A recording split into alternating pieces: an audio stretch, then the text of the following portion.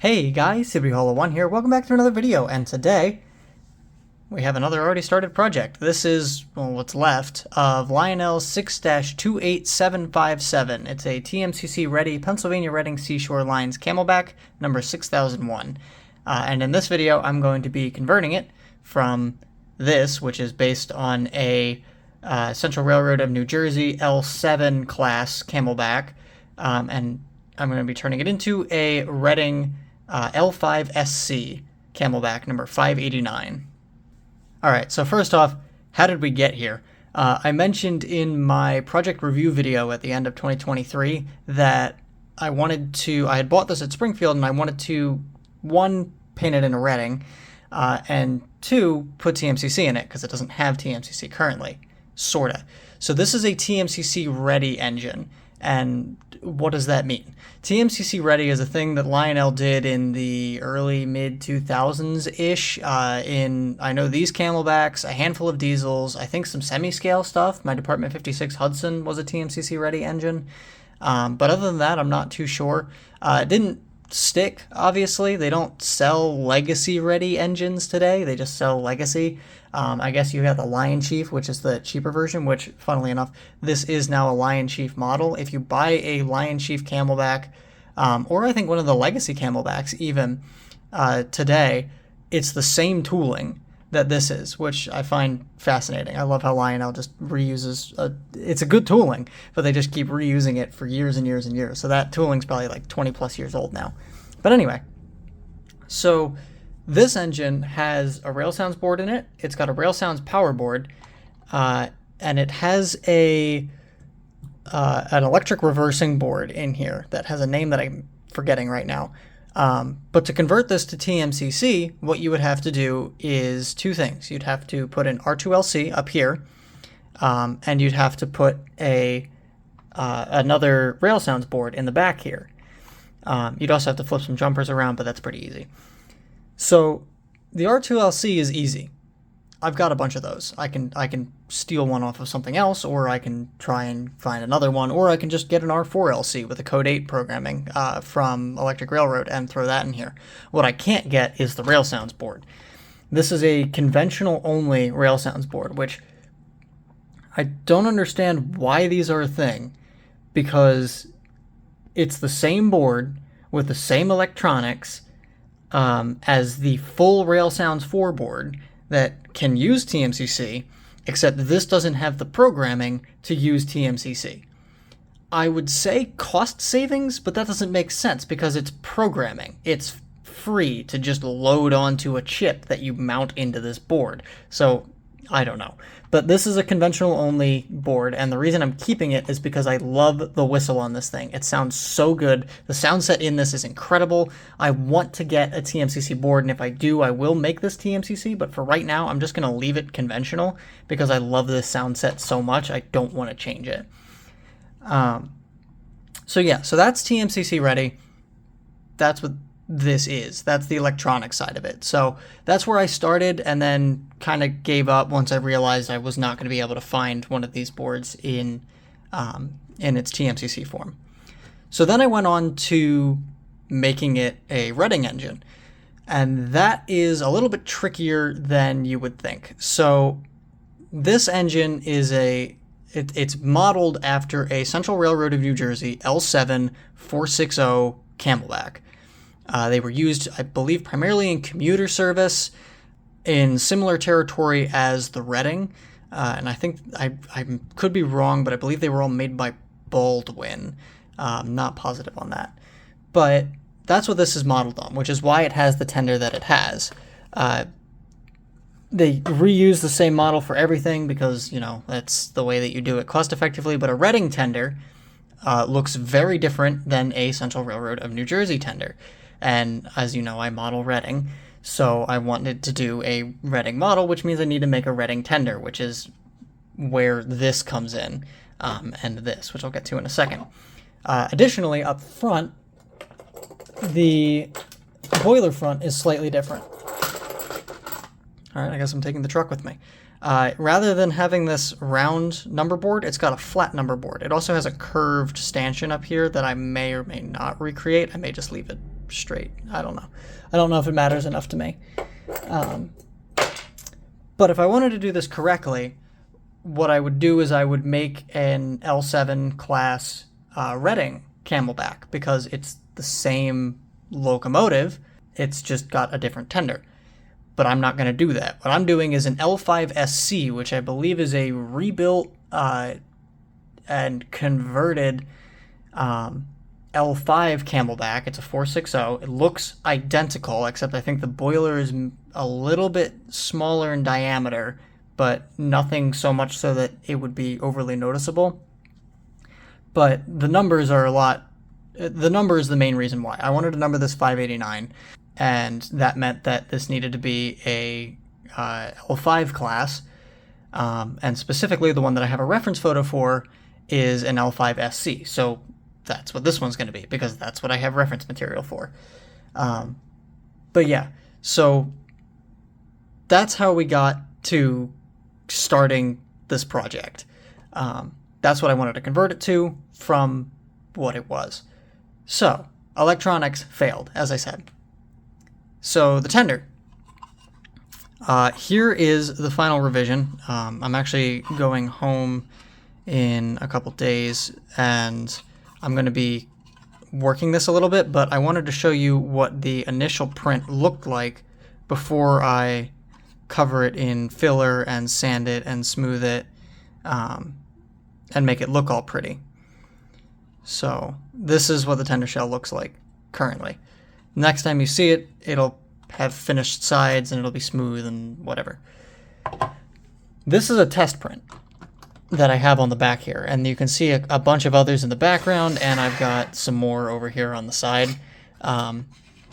Most of these were just for, you know, trying to make sure that parts worked and fit where they were supposed to, and none of them did until I got to this guy. So once I figured this out, I printed the whole back section just to make sure that, you know, I could do it, and you can see I was still dialing in my printer a little bit.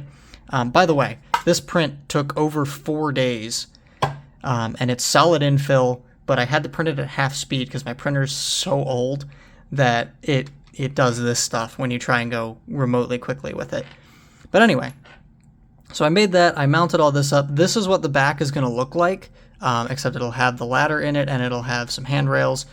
But the flap does open. It's got a little board in here that can have the rail sound / signal sound switch, and then the volume potentiometer. And then I've got the backup light, which has the correct hole so that I can run the light up in there. The problem I'm running into is the rail sound's power board is dangerously close to the metal screws that hold on this this flap, which, by the way, this is just the water hatch off of the Lionel Legacy Reading T1. So I just bought that and I bolted it up here, and it looks really good and it works. So I want to cover the back of this board in electrical tape, but I didn't want to do it until I started filming this, and I didn't want to do that until I had this thing. Preferably finished, but for right now, that's what it looks like, and I'll just do all the recap now so I don't have to do it later, because this is going to be a long project. But yeah, so that's what it looks like. Obviously, it needs to be smoothed and painted, and painting is the other thing. So I wanted to weather this because these Camelbacks weren't really known for staying clean. They were usually beat up pretty good. So I bought a ton of stuff to do airbrushing. I've got a compressor. I've got a okay-ish airbrush so that when I mess it up and break it, I'm not breaking an expensive one. I bought a bunch of paints, and I'm going to, be airbrushing the main paint on this because it has a better finish. And then I'm going to use the airbrush as well to weather it, and we're going to see how it turns out. But it's going to be a lot of fun. The project's got a lot to it. It's very involved.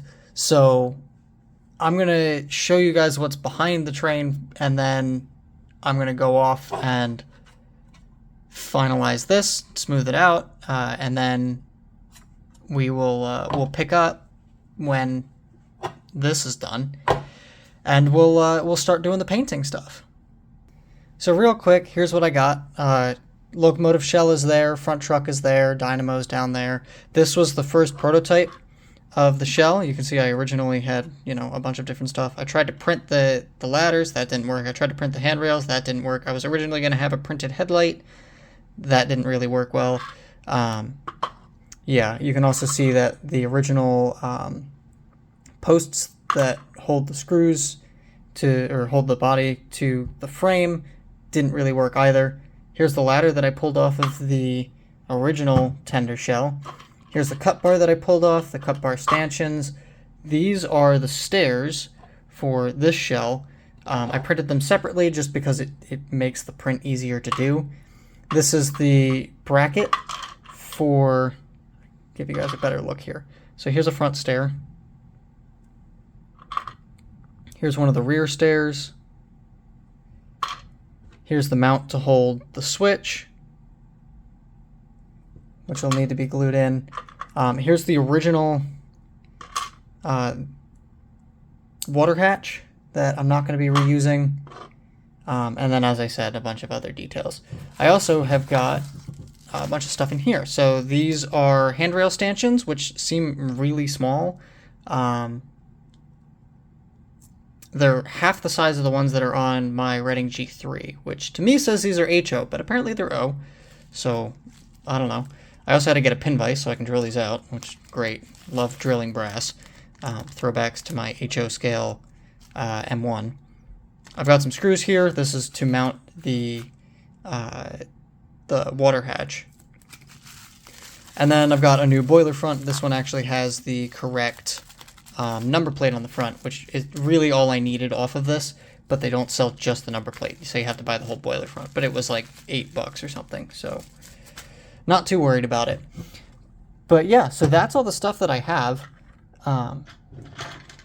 So without further ado, let me take this home and make it pretty. We're doing a little bit of an experiment here.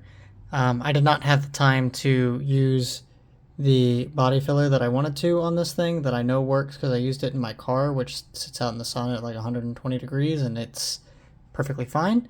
So I know that stuff works, but I couldn't use that.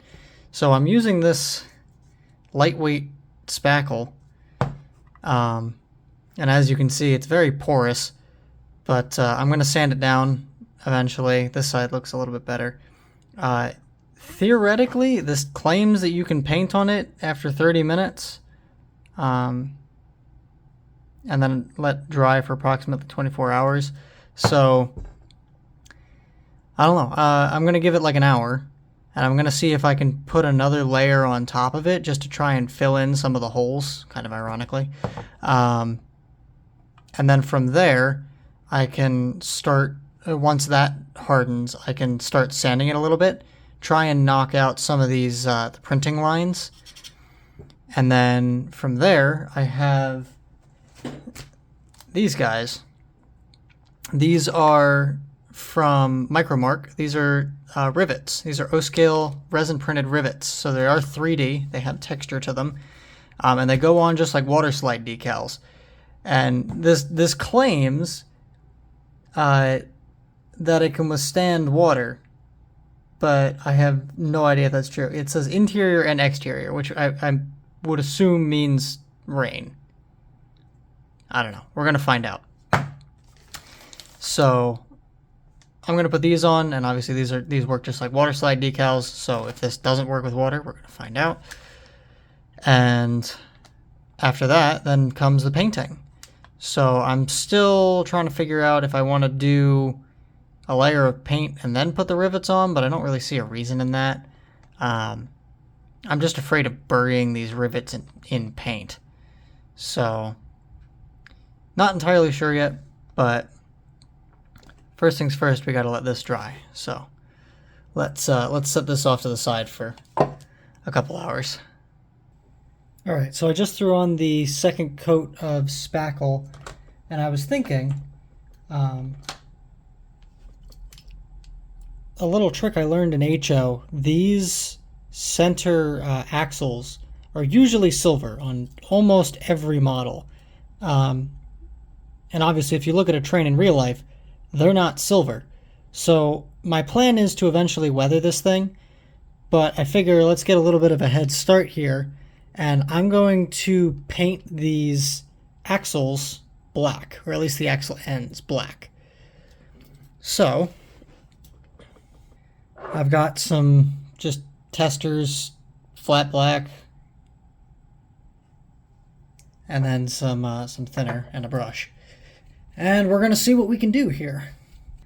This paint's really old, so it's really thick, which is not what I want. But let's see what we can do here.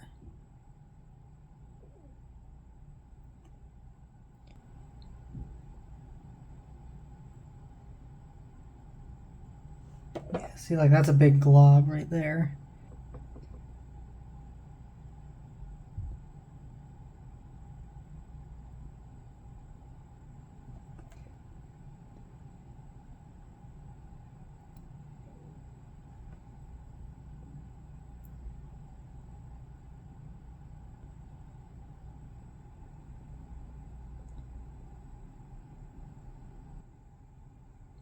Also, if you're new to the channel, first of all, welcome. And if you're going to complain about the lighting, this is just what I do. I've never had good lighting, ever. You just make do with what you have. So I think that's probably good for this side. Of course, now this center driver is heavily diluted with thinner. So I'm just going to wipe all that off and start over. Well, I've made a really good black wash. Alright, let's let that dry and then do the other side. Alright, it's the following day. This is what we're looking at. I just sanded this down. I just used some, I started on 220 grit. I bought 80 grit. I didn't need it. But yeah, so this is a 220, and then I did a final pass with a 400. Obviously, that's still too coarse to get like a polished finish, but this is just spackle. It's not gonna... There's really nothing you can do to make it like super smooth. So what I'm gonna do now is I'm gonna take my rivets and I'm gonna look up some reference photos, and I'm gonna cut these out and apply them where it seems correct, and then we can start with the paint.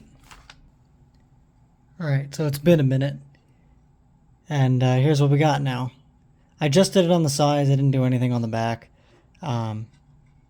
just because the back's probably going to be pulling cars, so you're really not going to see it that often, and this takes a lot of time. Again, that sheen will go away once we paint it. I think if I had to rate these things out of 10, I'd probably give them like a 7. The only reason it's that high is because they're really easy to put on. But the texturing really isn't... Like, it's like you can feel it when you run your finger over it, but I'm afraid the second I paint it, all of this is just going to disappear. And the only reason you can see the rivets right now is because the background that they're on is white. You can sort of see the rivets up here, but again, that's more of a gray. I don't really have anything that's just on black other than that. So there's rivets up on these edges here, and you really can't see them. And these are probably much better for brass. Something that's, it's a smooth finish, and you will notice any sort of defect or differentiation from the completely flat brass surface. On something like this, which is totally hodgepodge together, 3D printed, and using spackle, these details are probably just going to disappear, which kind of sucks, but at least I know that they're there. So the fun part's going to be making the Reading decals. I think on the Camelbacks, I have to check my reference material. I think it just says Reading. I don't think it has the yellow outline around it, but I got to double check that. So the last thing I'm going to do tonight is I'm going to glue the stairs on, and then at that point, this should be completely prepped and ready for paint. So that'll be a tomorrow thing, but let's get those stairs glued on. So while I do this, you guys get a little bit of a story time. When I started this project, I was really ambitious. I thought that I could make this in such a way that I could somewhat mass produce these, or at least produce them on enough of a scale that I could sell them online to you guys. So people who want to model this stuff and want an actual Reading tender for a Camelback could have access to it. And I'm just now remembering that I have to sort of sand these flat. So I guess I do get to use my 80 grit. All right. It's a little better. Probably good enough. Now to do that again. So this one's doesn't look as bad. It's just they made interesting shapes when they came off the printer. I can probably live with that. This side isn't quite right, but I can just point it that way and problem solved. You'll never see it from the front. How do these ones look? They're pretty decent. These have a much smaller top area, so it's a lot harder for the printer to mess it up. But anyway, so all that is a perfect demonstration of why I could never make these things on any sort of scale. And yeah, I'm just using super glue because I can't be bothered. It's my model. It's fine. So, as I was saying, originally I wanted to make these things at a pretty high, production rate. Enough so that I could sell them on eBay. And I realized two things in the process of trying to figure out that logistically. One, I would need a factory if I wanted to do that. Because these take too long to make. And two, I just don't think there's enough people out there that A, care, and B, would even care enough to spend the money on it. Because I'd have to charge probably some ridiculous amount in order to accurately compensate for the amount of labor time that's going into this. I don't know how long this video is at this point, but what's probably been maybe 10-ish minutes or more for you has been, I think, 4 days for me. It just takes forever to do this. There is, however, one way I could make it work, and that is if I bought a resin printer. If I had a resin printer, I could theoretically, quote-unquote, cast in all of these rivets. I could leave these stairs on as one piece, and I could print this thing with an insane level of detail. And then it's just a matter of how long does it take to print and remove the supports, and that's the labor time. That's how much I could charge, and the material, and that's how much I would charge for it on eBay. But I don't have a resin printer. Resin printers are expensive. Honestly, the resin printer themselves are not that expensive. What's expensive is all the supporting hardware and equipment that you need to use it, like the curing machine and the wash basin. That's where it gets expensive. I don't mind spending $300 on a printer, but when I also have to spend $500 on a curing station and a wash basin, it becomes ridiculous at that point. I don't really want to spend $800 on a 3D printer when my little filament one, albeit it's old, it's like 8 years old, which is why this print quality is so abysmal. But it works. It gets the job done well enough. I don't mind, for my own projects, I don't mind taking, a couple days to do this, to like do filler and add decals and whatnot. Would it be easier if I had a resin printer? Yes, absolutely. But where's the fun in that? So maybe someday, if I get a resin printer for something, I can start mass producing these and actually, sell them on eBay to you guys if you're interested in this kind of stuff. But until that point, it's impractical. It takes too long to make one of these things, and I can't condemn myself to putting this on eBay and getting like even 5 orders and it taking me an entire month to complete. Like, that's insane. I've got other stuff I need to do. I've got, a full-time job. I can't dedicate this. I've worked on this pretty much every night. So I go into work for 8 hours. I design components. I do CAD. And then I come back and I do this for like 6 hours. And then I go to bed. Because, again, I'm a glutton for punishment, and this is just, I have a problem with projects. I keep buying projects, which, speaking of projects, I have another one sitting next to me. It's my E6. I mentioned a while ago in a video that I did that I had some ideas for some modifications that I want to make, and I'm actually going to get to doing that at some point, but that's coming in a future video. For now, this is taking up all my time. So I'm going to let this dry, let the decals cure and whatever, so that they're pretty permanently stuck. And tomorrow, for me, in the next shot for you, I get to break out my never used brand new airbrush and compressor and hose and paints and try to figure out how the hell to airbrush stuff so that I can do this in a flat black, or I can't remember. I just have black. It's probably a semi-gloss, but I have a dull coat that I'll throw over it so it's actually, flat.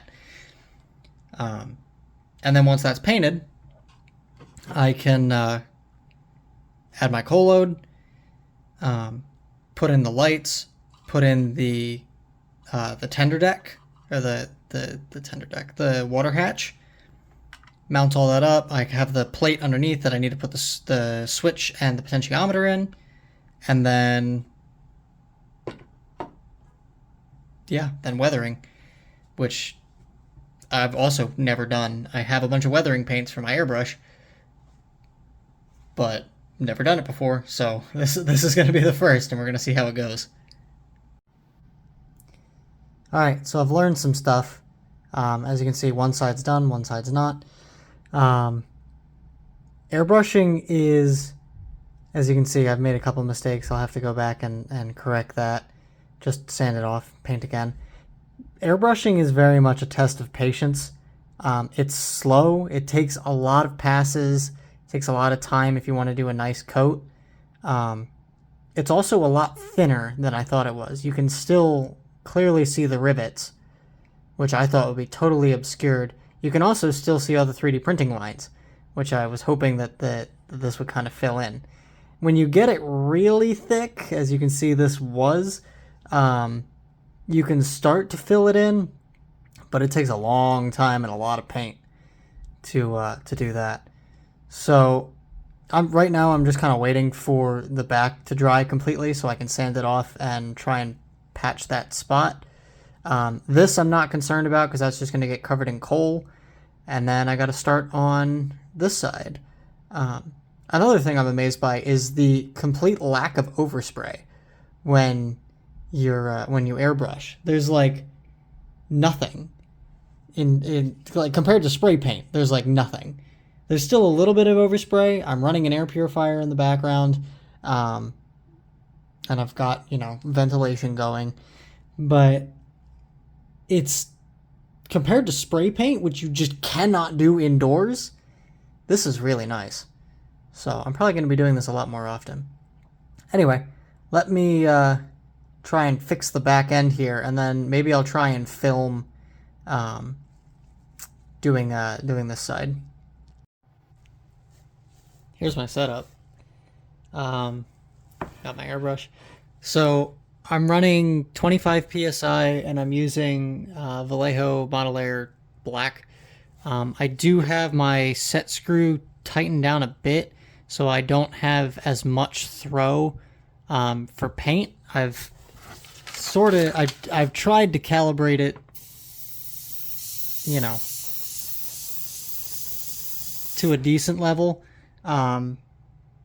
I try not to pull back all the way. What I normally do is I pull back a little bit and just get closer, and you get the same intensity. It's just a finer stream. I'm also running it to, this is a 0.3 mil tip. I have a 0.5. I just wanted to try this one out, and I think for weathering, this is going to be absolutely fantastic. But yeah, so by the way, the airbrush is nothing special. It's just something I got off Amazon. I figured I'd get a cheap one so I could break it instead of getting the expensive one that would kind of suck to break because I've never airbrushed before. And I've got a compressor behind me that was also, you know, I think it's a compressor and tank. I got it for like $80 or something like that on Amazon. I also have a little cleaning pot and whatever. Anyway, I can't seem to get these stripes out. Doesn't seem to really matter how much paint I lay down. The horizontal stripes. The vertical stripes are the decals, which hopefully will go away with the dull coat. But these horizontal ones that are from the spackle, I can't quite seem to get rid of. I also did sort of fix the back. I started a pass and then ran out of paint. I've been using a lot of paint. I'm doing a lot more layers than I probably should. But I figure I can always add more paint later. Taking paint off kind of sucks. Also, hitting it with 400 sort of got rid of some of the 3D printing lines. Go figure. Alright, let me flip this around in my hands here. So this is the satisfying side. I also I'm keeping the paper down there so I can check and make sure I'm actually, you know, still got paint. So yeah, let's start spraying.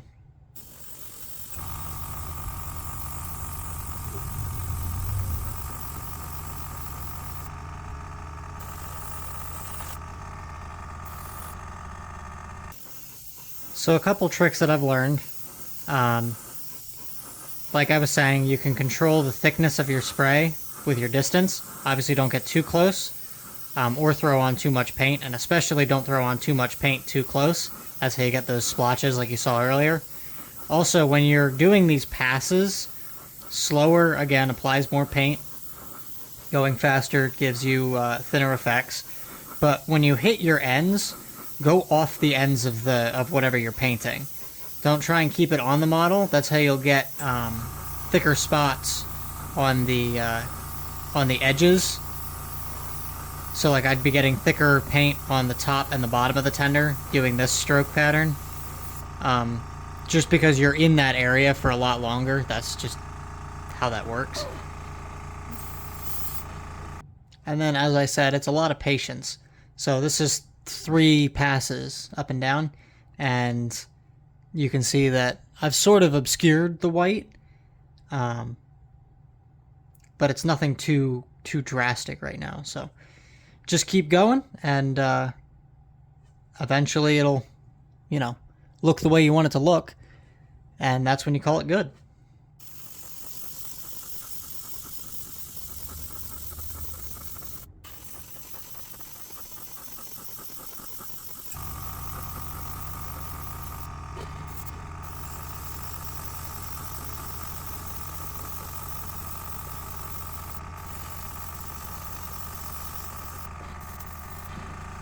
Thought I heard it run out of paint. I was correct. So I'm just filling it up. I'm not filling it up much. Just a little bit. Just basically it covers the hole in the bottom. And then a little bit higher is what I've been doing. At this point it's basically done. I I just want to, you know, go over it again and try and thicken up the coat, because if I scratch it or something, I want the paint to be somewhat durable. I'm also going to be putting a clear on this too, so that's going to help. Also, I do highly advise gloves, otherwise you will just paint your hands. At least I would have by now. So again, there's those little stripes that I think are from the spackle. It's not nearly as bad on this side as it is on that side. But yeah, I'm just toying with the idea of how much more paint do I want to throw on here to try and get rid of these 3D printing lines. And I think for right now, I'm quite happy with this. So I think at this point, I'm just going to hit the front of these stairs one more time. One of the other rules that I read about airbrushing is always do air and then paint. So this is I can't remember what this is called. I think it's like a dual action. That was one of the requirements that I had. It controls air and paint separately, which I needed because I was not dealing with the single throw. There's a $120 airbrush out there that's designed for beginners, and it has a lockout, so you can push down, but it won't let you pull back until you push down, which is how you're supposed to airbrush. You're not supposed to pull back. So, sorry, push down is air, pull back is paint. So you're always supposed to do air and then paint.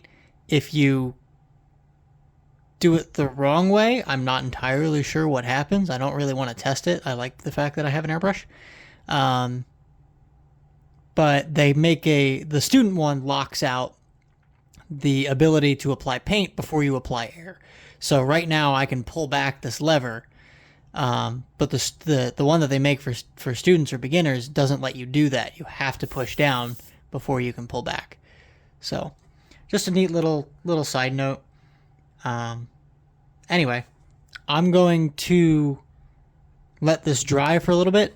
When you airbrush stuff, it tends to dry pretty quick, which is nice.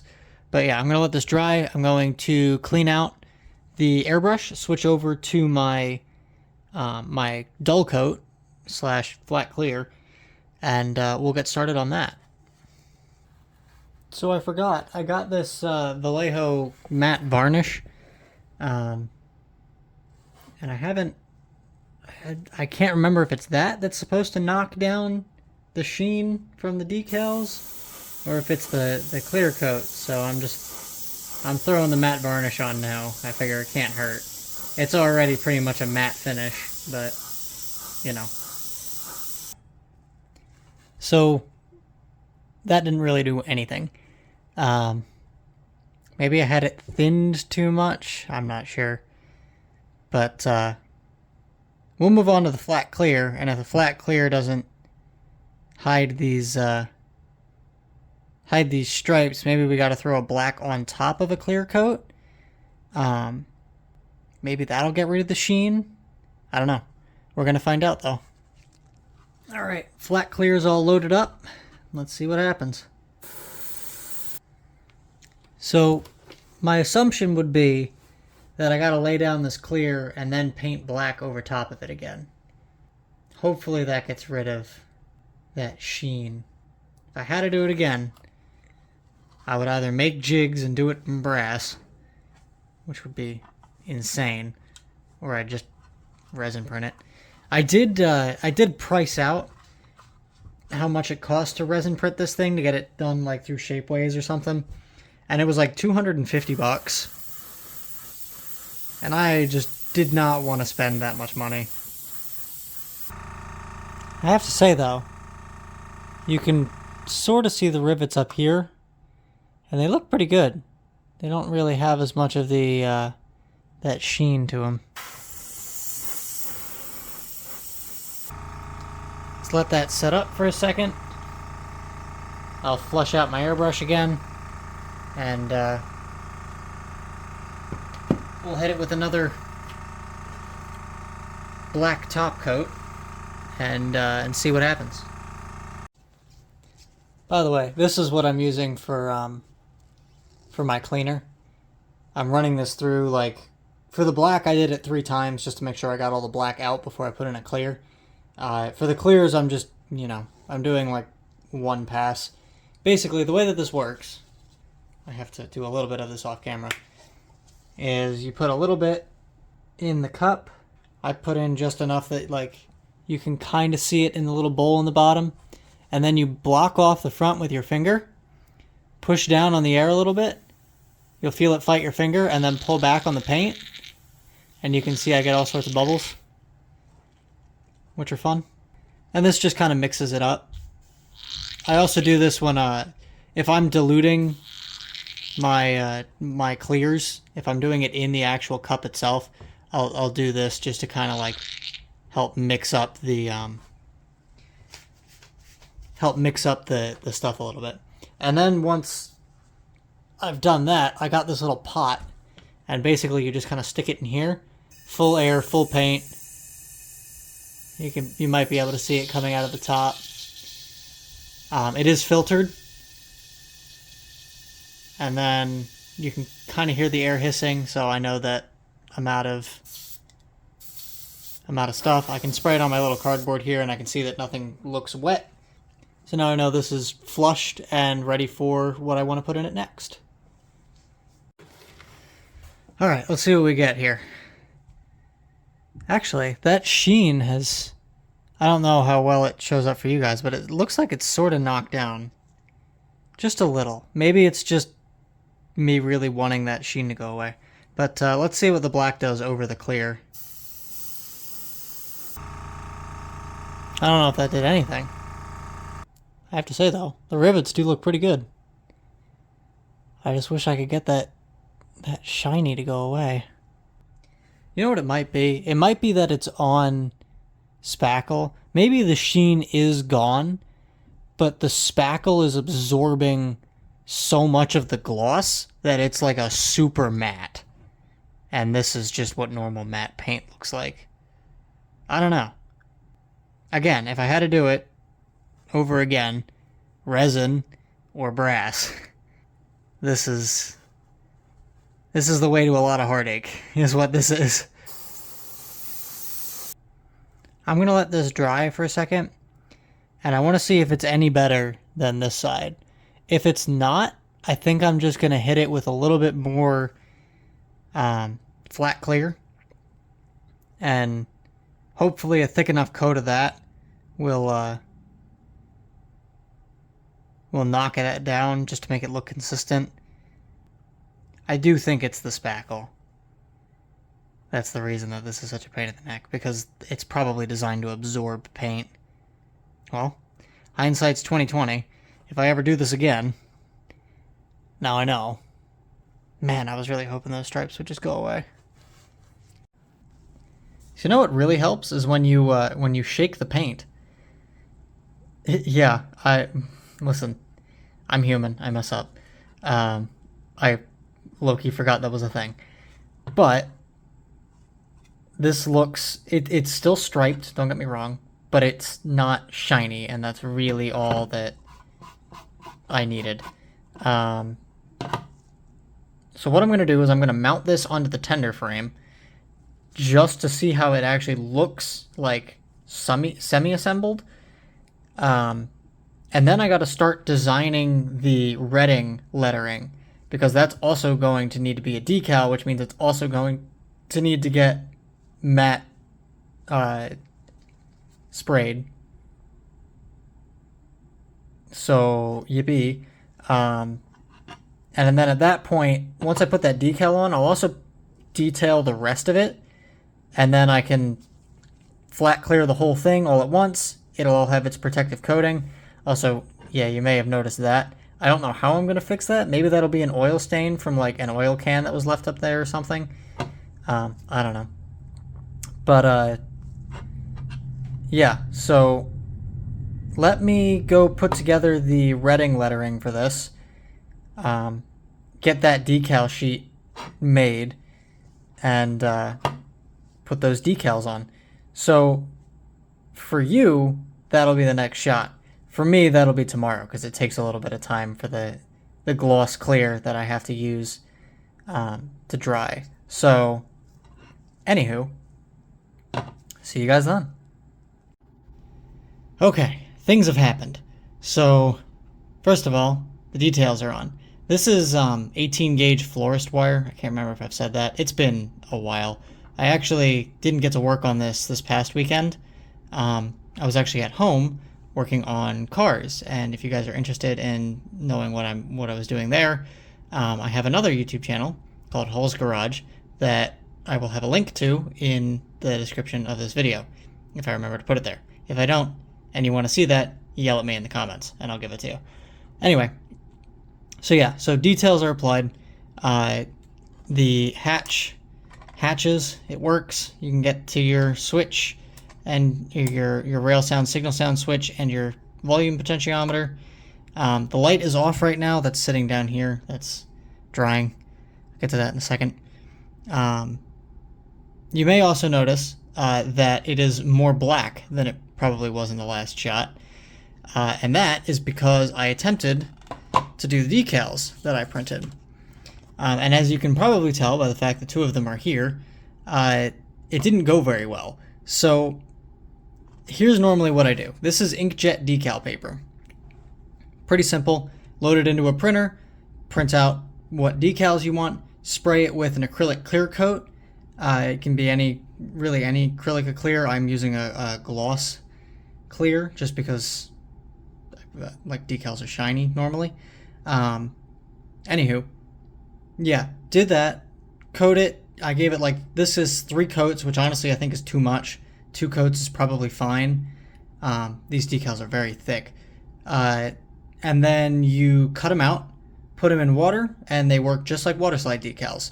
I did this with the post-war or the pre-war 1630 series passenger cars. That video is also on my channel, and it worked really well. The difference is those decals were black.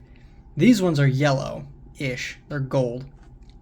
And I believe printers usually, color ink cartridges and printers usually have 3 colors. I want to say it's magenta, yellow, and blue. And then they use the black from the black and white cartridge, or it's a 4-color color cartridge, and it has black in the color cartridge. Anywho,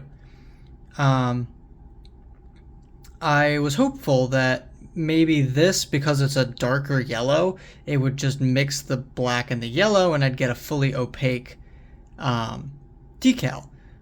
But you don't. So I printed this out, cut it, soaked it in water, went to go put it on the tender, as you can see by the ring that's there that I'm going to have to fade somehow. I didn't put one on this side, just this side. And you can see right through these. It doesn't look like it when they're on this paper, but this is probably, I want to say 50% transparency, 50 to 60% transparency. I put it on this tender and it did not, it just faded directly into it. You just couldn't see it. And the reason for that is because the reason this looks the way it does right now is because it's on white. Now, inkjet printers don't normally print in white. There are some that can.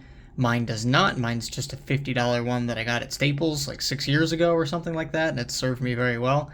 But yeah, so my printer doesn't print in white. So I can't get this color correct because same reason that these are surrounded in black. When you print white, it just leaves it blank because it assumes that the paper that's in the printer is white. Which is why if you're trying to print designs on colored cardstock or something like that and you have white in your design, it just comes out whatever color the paper is, because printers don't print in white. So, because why would you? Most of the time you're printing on white paper. Anyway, that's why these are surrounded in black, but I didn't even try to put these on. So once I realized that these didn't work, I had 2 options. I could print them in straight yellow and see how that turned out. And I didn't really like the idea of that because the yellow, I think, is just too bright for what this is. The Reading used gold lettering on the tenders and the locomotives and that kind of stuff, not yellow. So the other reason I didn't want to use this method is because of these numbers here that you can see in black. I had to do it this way, and the idea was that I could take my lamps, and as you can see, I've blacked out the numbers here. This is still drying, which is why it's got a little bit of shine in it. I blacked out the 6001, and I was going to put white paint down on this and then fill it in with these decals, which are actually in pretty decently high resolution. For some reason, this is 600 dpi, or dots per inch.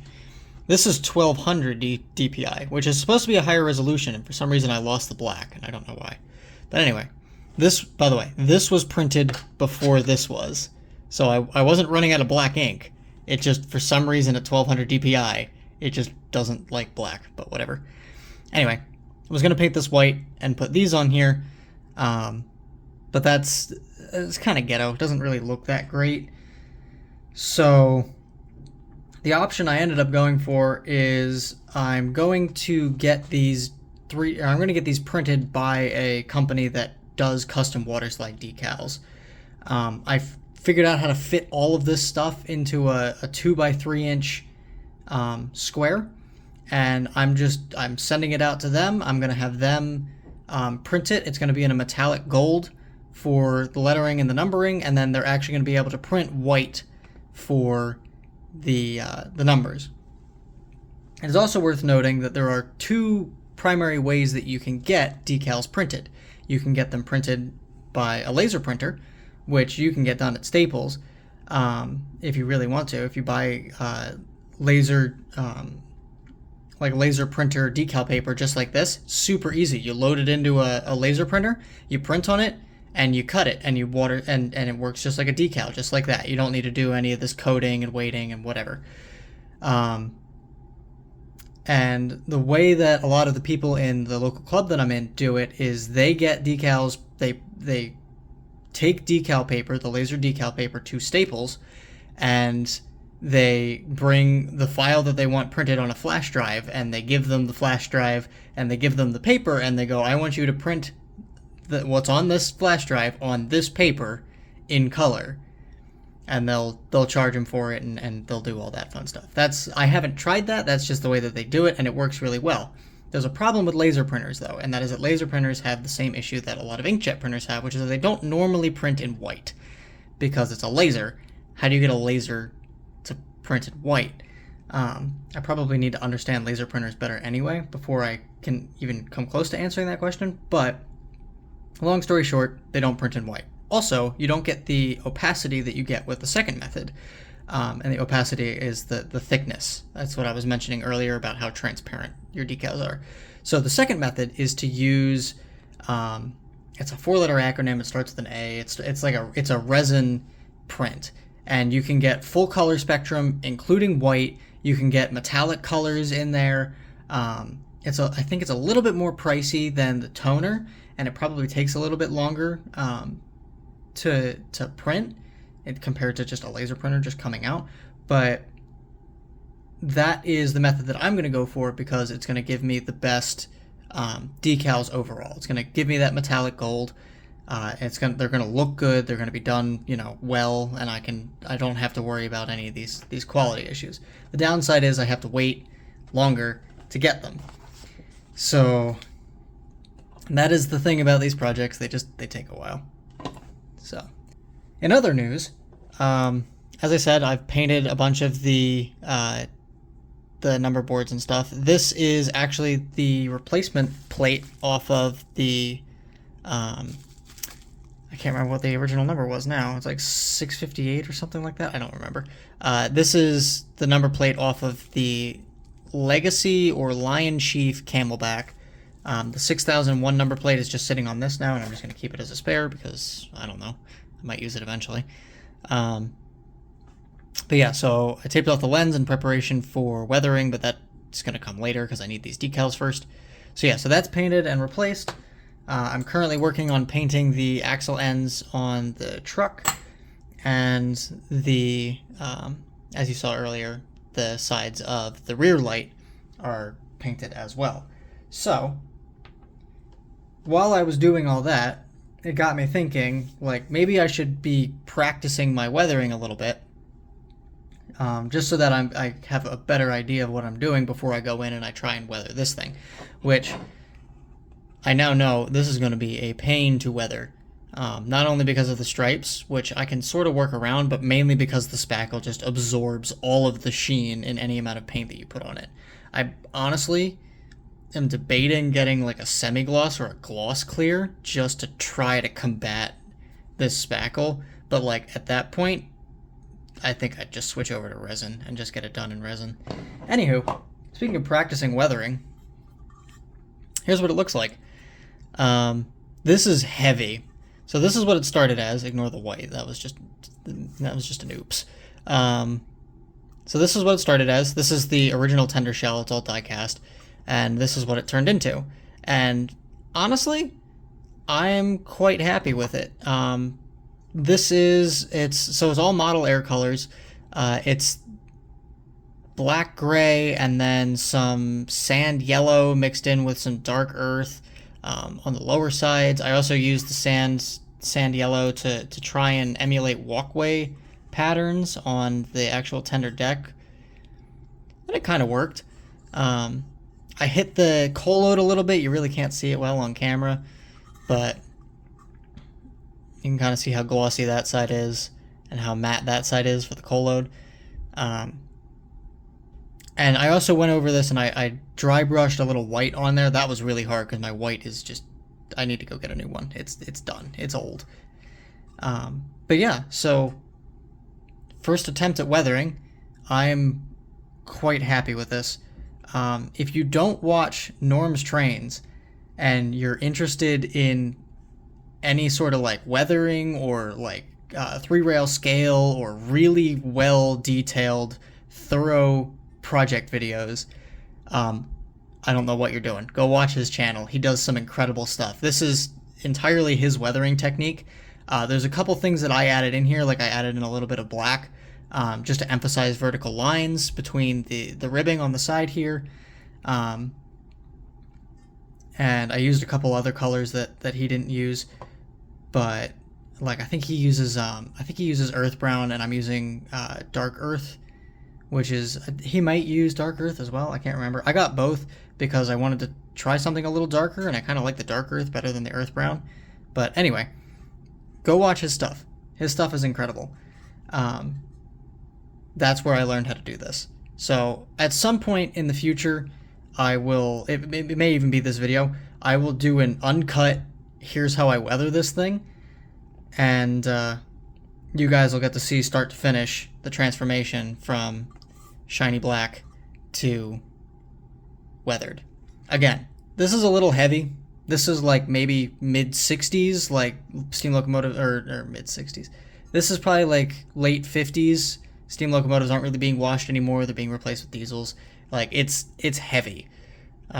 Looks good. It's heavier than I think I want it to be. Especially because the Camelbacks pulled passenger trains, and usually they kept their passenger trains a little bit cleaner than their freight locomotives. If this was a freight locomotive, this would probably be like perfect for late 50s. Unfortunately, I'm also doing early 50s, so the engines are just going to be cleaner in general. So this is just not how I want to do it. And the nice thing about this paint is that if I want to start over, I can just soak a towel in isopropyl alcohol and just wipe all this off and start over. It's really nice. So, yeah. Anyway, that's that. So at this point, I'm just waiting for the new decals to show up. And once they show up, I can put the decals on this and go back to painting. And then once all the painting's done, I can start going into the weathering part of it, and then it's done. Which sounds really like a really short list, but it's probably going to take me like 3 or 4 weeks or something like that to do. Yeah. Anyway, so I don't know when the next shot's going to be, but whenever I get decals, I'll see you guys then. So it took a while to get these, but they look really good. So the metallic is definitely metallic. I'm gonna have to see how it looks. If I don't like it, I think I can just hit it with some flat clear or matte varnish and call it good. But the only thing I don't have on this, because I didn't realize I didn't have it, until after I place the order is the tender capacity that goes on the rear. But speaking of the tender, while I was waiting for these, I kept looking at this and I kept thinking like, maybe I can fix it. So I attacked it a couple more times with some paint and some clear, trying to fill in as much of this spackle as I can, and it's just not doing well. So I think I'm going to scrap all of the work that I did here and start over. And what I'm going to use instead is some body filler, because I've been working on this project, and this, I used the body filler to fill in some of the divots and whatnot from sanding out the letters, and you really can't tell that it's there. It didn't absorb any of the paint the way that the spackle did. So I'm going to take a putty knife and scrape all this off. Means I'm going to need to redo my decals or my rivets, but whatever.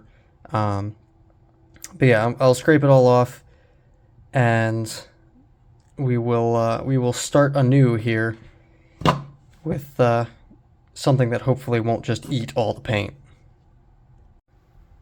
And just like that, all that hard work has been deleted. So yippee. I could probably get away with this if it didn't have this little rib in it. And you can, if you look down the sides, you can see the divot that's left by that. So I would like this to be perfectly smooth. So I'm going to try using this stuff. This is what I used on the Gone, but granted that was in much smaller quantities. So we'll see how it handles large patches like this, and we'll see if it shrinks. But yeah, so let's do that. So I lost count of the amount of coats that I've done. I'm probably up around like 10-ish, where you lay it on, you sand it, you lay it on, you sand it, you lay it on, repeat until you get the look that you're trying to get. And it does look a lot better. So I'm going to let this fully cure before I lay anything on top of it. And then I'm going to paint the whole thing black, hit it with like a semi-gloss so that I can use these decals and maybe hide some of the shine that way. Reapply the rivets, and then put on the lettering. So yeah, I'll see you when this is dry. So I hit it with some black here, and it didn't really absorb the paint, which is good. That's what I wanted. You can absolutely tell where the filler is versus the 3D print lines. So I am eventually going to redo this in resin, but I'm going to wait till I have a resin printer for that, which is going to be a couple years down the road. So right now I'm just trying to get this thing good enough where I can look at it every now and then and run it and not feel totally ashamed. Those stripes are still there because the paint's still wet. I'm assuming, I hope. But I think it looks way better than it did with that spackle. It's way smoother, so which is really what I want. So now I'm going to hit it with some, ooh, I need to get, forgot a spot. Anyway, I'm going to patch that, and then I'm going to hit it with some semi-gloss, and hopefully that will help alleviate some of the shine from under the decals. I'm going to do that, and then I'm going to also soak the underside of the decal in microset, and hopefully that will, that won't give me the stripes that the other one had. So I'm going to do that real quick, and we'll see what it looks like. So I tried using some Tamiya clears, and I didn't really have a whole lot of success. The reason that this is all sparkly is because I was trying to use the pearl clear. It did not work, so I just quick bombed it with some acrylic gloss clear, and I got some sheen on it, so that should be good enough for the decals. Speaking of which, I'm going to start on that, and that's gonna take a minute. So yeah, I'll see you guys in like an hour or so when this is done. So I finished applying the decals on the side that's facing the desk right now, but I figure I'll bring you guys along and show you how I do one of the pairs. So right now I've got all my little rivets cut out. I'm doing them in sets of 2 just because I find that that's the time that works best. If I did any more than that, the decals would be in the water for too long. Any fewer than that, then I'm just wasting time. So I'm going to take my decals, my rivet decals that I cut out, just dunk them in some room temperature water here and let them soak. I'm going to grab my micro set, and this is going to be my undercoat. And I did create some score marks that are evenly spaced, just to give me an idea of where I need to place them. If you're looking at the 2 sets, it's the bottom set is the correct one. The top one, I did my math wrong.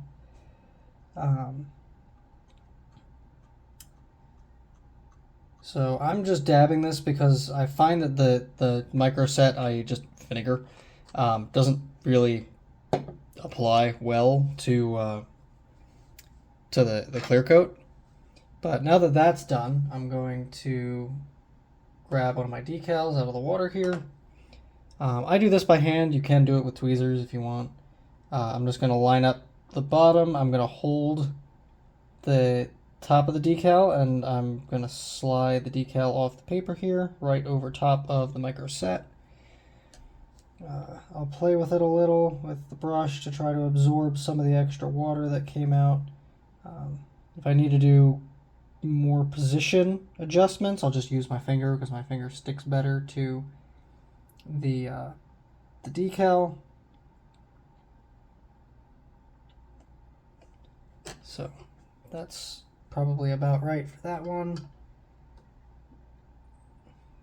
Grab this guy. If you have too much water on your decals, that can also be a problem. So I'm just going to go around and dab up some of the extra water.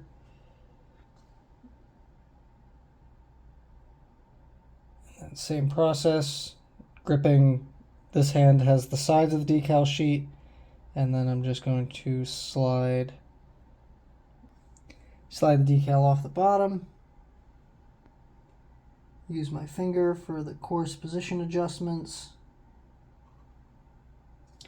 So now that those are both on, I'm going to take my micro saw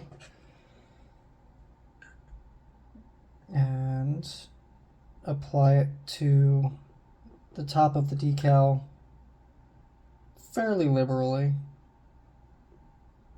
Obviously you're not soaking it, you're just coating it, but give it a pretty decent coat. And what this does is this softens up the top of the decal.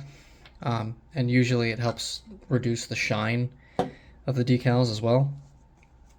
So, and then that's a pair, and then I will repeat the process until I get down all of the center ribs. The edging rivets that you can see were also done using the same technique.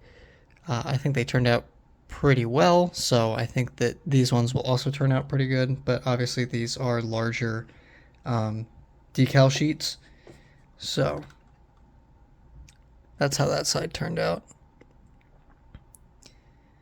And then when this is done, I'm just going to bomb the whole thing with some flat black again. And then to do the Reading decals, I'm going to do the same thing I'm doing for the rivet decals. I'm going to hit it with a gloss clear, give it some shine, put on the decals, hit it with a flat clear to take all the shine away. And yeah, so before we get into that, let me finish up these rivets, and then we'll go from there. So I reapplied some of the micro set on this side just to get rid of some of the hard edges, but honestly, that looks incredible. It is infinitely better than the first time I did it. So sometimes it pays to just tear it all up and start over. This side's still drying. This is the side that I was working on that I showed you. This one's a little bit more messy, so we'll see how this settles out when it dries. But yeah, I'm like, that was the first one I put on. I'm genuinely blown away by how that looks. Just mess something up. Nope. Okay. So I'm just gonna let this sit and dry. And I think tomorrow I'll hit it with a quick coat of flat black just to touch everything up, and then another coat of clear, and then we'll start on the metallic decals. Okay. I hit it with some black and gloss cleared it again. So you can still kind of see the stripes, but it's nothing compared to what it used to be. And yeah, you can still see some of the 3D print lines, but whatever. This is good enough for me. I am way happier with this than what it was. So now I get to break out the nice shiny decals and start putting these on. For the tender, I just have the Reading, and then I believe this mid-sized white 589. I need to double check. But that should go on the pad on the rear here, which I just realized I did not gloss clear. So I'm going to bomb that real quick and let that dry, and I'm going to go grab the locomotive shell, which is currently drying, and we're going to start there instead. By the way, if you were wondering, this is what I'm using as my clear coat. I got this for the water slide decals, but it's quite strong stuff, so I've just been blasting that over it a couple times, and that's what results in what you guys have seen. And while I'm waiting for the stuff to dry, I can show you guys this. This is what happens when you don't lay down a gloss clear first. This video, I don't know if it's going to come out before or after this one, but these decals, the reason that they look even somewhat passable is because I literally soaked them in microsol. I didn't use microset on the bottom of these either. It was just decal with water on flat black, and it took like a full day of just soaking and then wiping down and re-soaking all the decals in microsol to get the shine to go away, enough so that I was happy with it. Obviously, this is also coupled with some matte varnish or flat clear, and yeah, but it is doable. You can get away with it, but I'm very much liking the results with the gloss undercoat more than without the gloss undercoat. So I just remembered that while those are drying, I've got these guys. I need to put decals on the sides of the headlight and the sides of the backup light, and on the number plate here. So I have to figure out which one of these decals does what. I believe the gold goes on the front here, and then these small little whites are what go on the sides of the headlight housings. These big numbers are the cab numbers. I've got the L5sc, that goes below the 589, and then the big Reading text is obviously for the tender. So, and then these big white 589s are for the back of the tender. Yeah, so let me cut these little white ones out, and then one of these mid-sized gold 589s, and start applying those. So I know I did test prints of these, but wow, that looks really good. This side's still drying. I just throw on the one side. The other side will wait until this is dry enough that it won't just shift around. I also did the one side of the headlight, and I'm, again, very impressed with how that looks. So now I get to do the gold numbers on the front, and then hopefully by then the headlights will be dry enough that I can do the other side. So this is why you buy extras, or make extras. So I put the microsol on this, and it just ate right through whatever metallic coloring this is. So, like, stood no chance. The second I put it on, it just shriveled up. The 5 did okay, and the 8 did alright, but the 9 did not. So I can't put microsol on these. Microset seemed to work just fine. Didn't have a problem with that. But I put the top coat microsol on, and it did that. So, but that's why you always make extras. Because, and if you're wondering why there's so many, it's because I have very little faith in myself.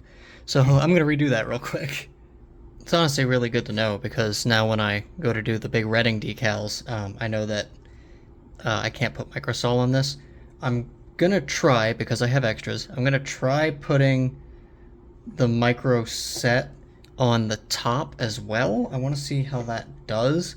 The micro set is just basically a weaker version of the microsol, as far as I know. They do make decal solvents in varying degrees of strength.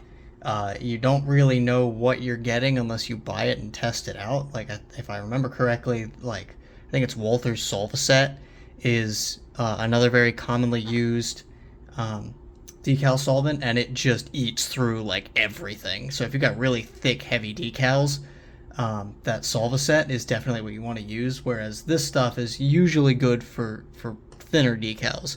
And the film on this is incredibly thin, so I'm really impressed with this company. It took me like, it took a month and a half or so to get them, just because they were so backed up, but like, holy cow, they made some good stuff. So, like, the print quality is great. Like, I can read the little teeny tiny L5sc. Like, that's insane. I'll have a video coming out of a couple others. So the gondola I showed you earlier, I believe, was K4. Yeah, so they were K4. I've got decals for an RS3 that I don't own. They're from, I want to say, CMR decals, and then I've got Highball Graphics decals that were custom made, or I custom made them and had them print it for a Reading FM Trainmaster that will be coming soon. So, yeah, so there's a couple different companies, and again, there's different ways of doing everything, and they all have the pros and cons. This is just what I'm doing. Figure I'll document it for you guys, just so that you guys know that there's options out there. You don't have to go buy the book of what I'm doing. So, anyway, let me throw this 589 on now that it's been in the water for probably way too long, and see if the micro set works fine on the top of it. You know what? I didn't put a top coat of micro set on this, because I just kind of wanted to see how it would turn out. And on a flat black background, there really isn't a whole lot of shine. It's still a little wet, which is why there's a little bit there, but you can see that for the majority of the decal, you really can't see the outline. I'm really impressed with that, honestly. So maybe I don't need the top coat. Maybe the top layer of this is so thin that it just dissolves away with the micro set. Yeah. Interesting. I guess we'll find out when we do some of the bigger decals. So with that being said, let's get into those. I did finish up the headlights. Or the headlight on the front and the reverse light. Something just fell into my hand from the inside of the light. That's fun. Yeah, so let me go grab the... I guess I'll do the tender first, and then I'll do the locomotive. The sides are still very shiny.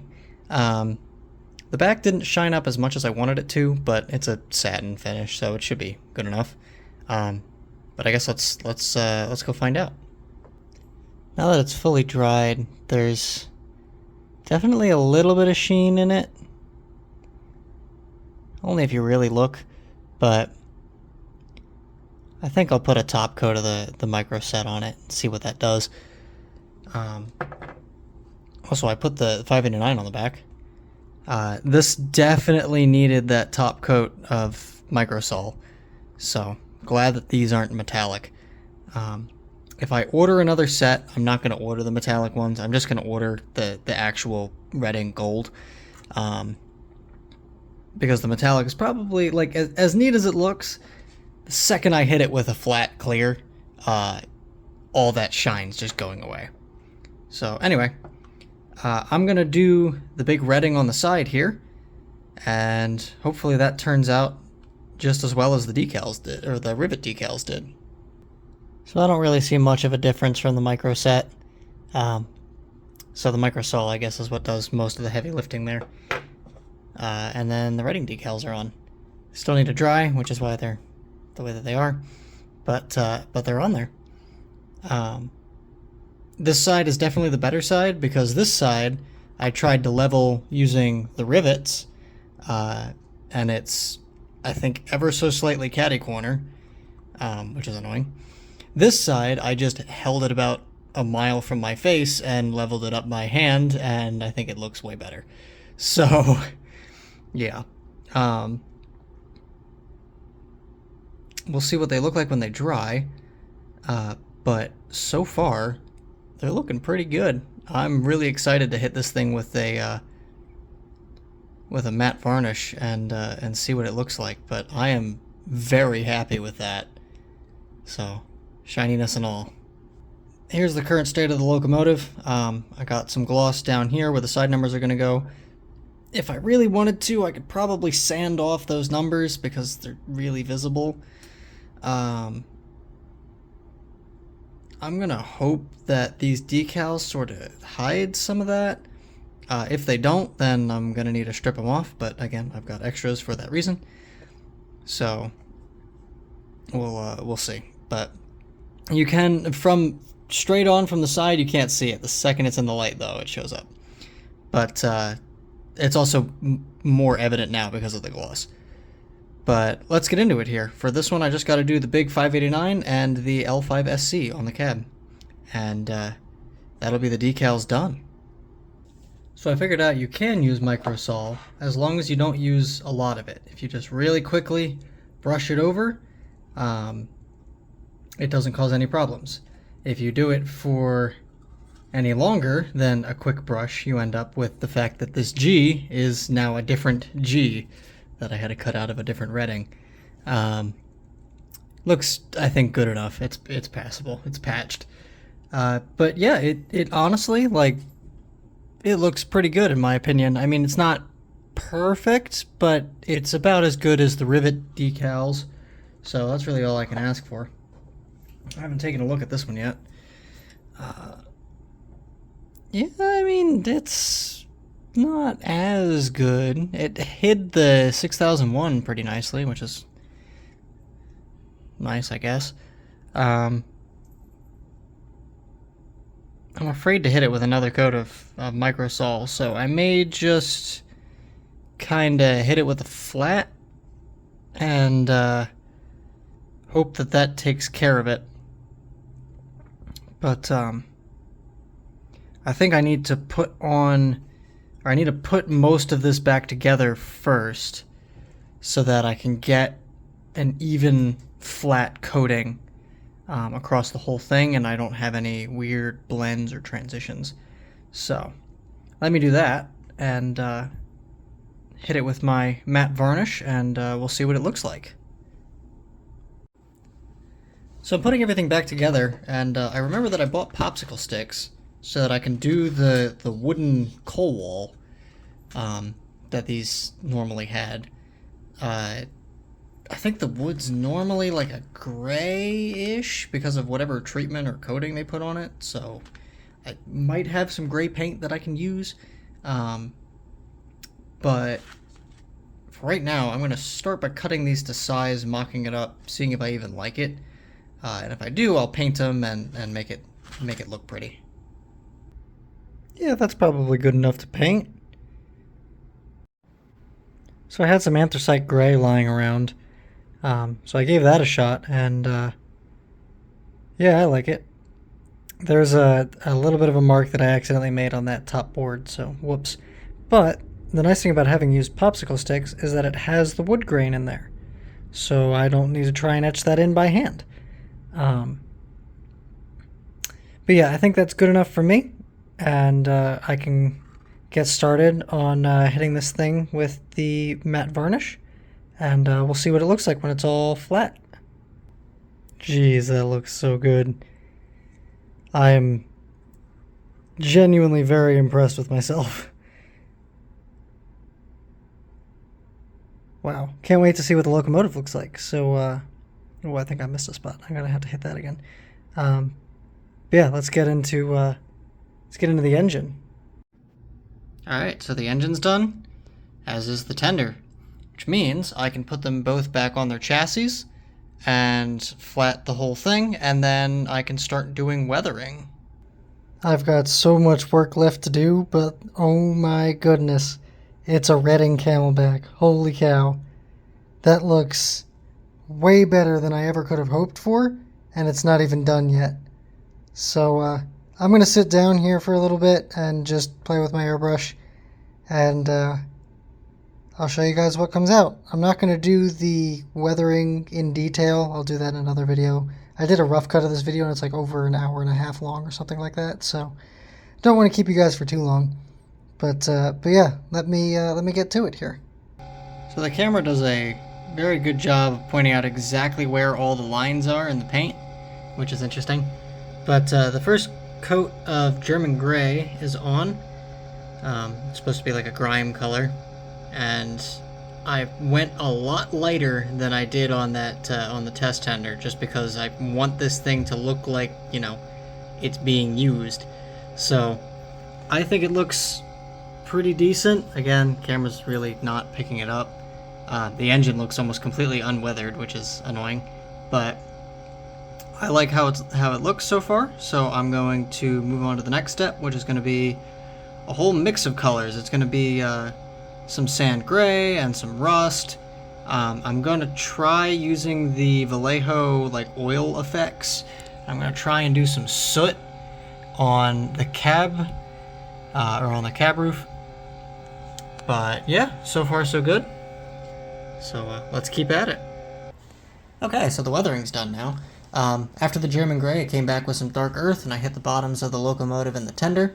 And then I came in with some sand gray or sand yellow, which is a very strong color. So if you're going to use it, either thin it out a lot, or turn the dial on the back of the airbrush to restrict the amount of paint that you can send through the brush. That's how I do it.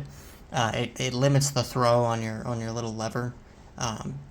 That's just, I like doing that because I don't like messing with thinners, but that's just me.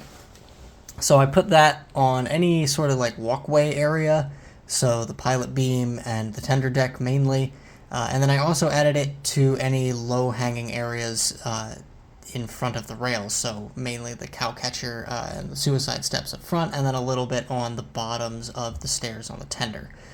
So, and then finally I came in with some light rust and went over the front and rear couplers just to sort of blend them in. I also hit the crosshead a little bit just to add a little bit of texturing there. I did overdo it a little bit, so I had to come in with some natural steel and set that back to what it originally was because it was just brown. Whoops. But that worked well, and then I finally came in with some flat black just to kind of blend everything together. I'm going for a early mid-50s heavily used locomotive that sees shopping but not frequently. So I think that the level of weathering that I have on here is really good for that era. The Camelbacks were mainly commuter trains, so I didn't want to go too extreme. I didn't do any boiler streaking or anything like that. One, there's not a whole lot of boiler to streak because of Camelbacks, and two, I just like I don't know. I think that would be a little bit too much. I have the stuff to do it. I don't know if I want to experiment with that right now. When I have an engine that's a little bit more neglected, I think I'll start playing around with some boiler streaks because you can always add more, but taking them off is a bit of a pain. But anyway, the model's done yet. I got one thing left to do. I'm going to take some decorative sand that I found at Michael's that works really well for O-scale coal, and I'm going to make the coal load for the tender. I've tested it out on my TMCC Reading T1 that I built. to replace the giant chunks of coal that I had previously that just kept falling out. And I know it looks really good, so I'm going to get to that and show you guys what it looks like when it's done. So I think that's where I'm going to leave it for the coal. I added a little bit to the deck down here too. I think it looks pretty decent. It's literally just this stuff. It's just this decorative filler. I got this for like $10 or something like that at Michael's, and this has now done the that's now done the T1 and this Camelback here. And you guys can just rewind the video a little bit to see how deep the deck is, but this will do a lot of stuff. And it looks, in my opinion, it looks really good. So I'm quite happy with it. This is not hit with a dull coat or anything. This is literally glued in just like you would glue scenery. So I laid it in here, I soaked it in isopropyl alcohol, and then I had a 50-50 mixture of Elmer's school glue and water. And I laid that over top. Let it dry for like a full day, basically, if you want a solid cure. And the Elmer's glue is pretty much invisible. You can see a little bit on the deck where it kind of discolored some stuff and it took off some of the flat clear. I also had an issue on this side where it ran over the side, so I just had to quick hit that with a flat again. It looks a little scuffed, but like, oh well, just a little bit of a clean spot, I guess. But yeah, so you have to be a little bit careful of that when you're doing this, because it's isopropyl alcohol. It will just take off everything. But yeah, so that's, I think, where I'm going to leave that. And I am pretty confident in calling this finished, unless I can find a TMCC Rail Sounds board for this to replace what's in here, because that's really its only limiting thing, is that right now I have to use conventional Rail Sounds. I can run the engine in TMCC, I just have to put in an R4LC board, which I have some extras, but I can't run the locomotive and the Rail Sounds in TMCC, which is a little unfortunate. But this coming weekend, I'm going to be running at the club layout, and I'll bring this, and it'll be pulling freight, which is not entirely accurate, but, you know, whatever. It'll be a good run-in for it, and, yeah, see you guys then.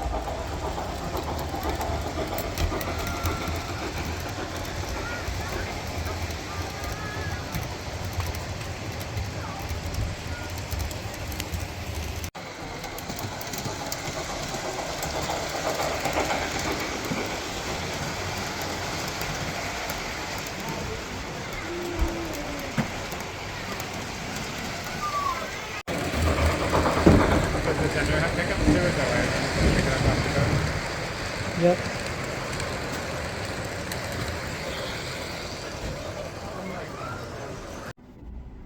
So there you have it. That was my conversion of what was a Pennsylvania Reading Seashore Lines Camelback into this Reading 589.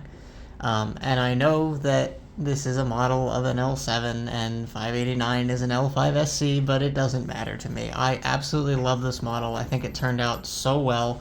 The weathering looks really good in my opinion, especially for the kind of the era and the conditions that these engines would be operating in. And yeah, I'm over the moon about how this turned out.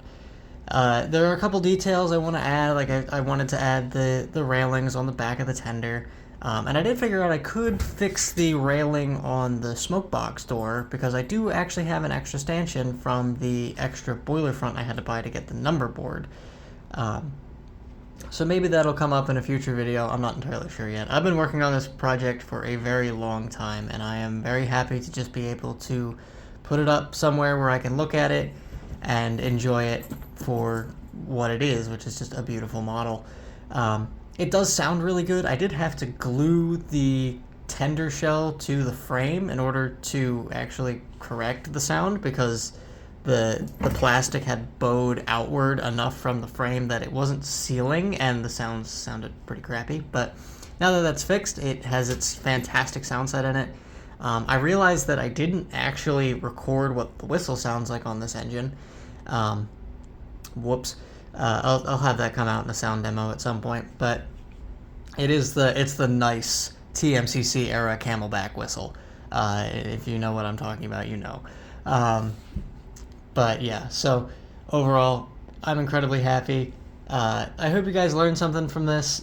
There was a lot of stuff that happened during this project. Some stuff went really well, some stuff did not, and hopefully you can take those lessons and apply them to your own projects. But yeah, I hope you all enjoyed. I hope you all learned something. I'm Hollow1, and have a good day, or maybe good night in your case. See ya.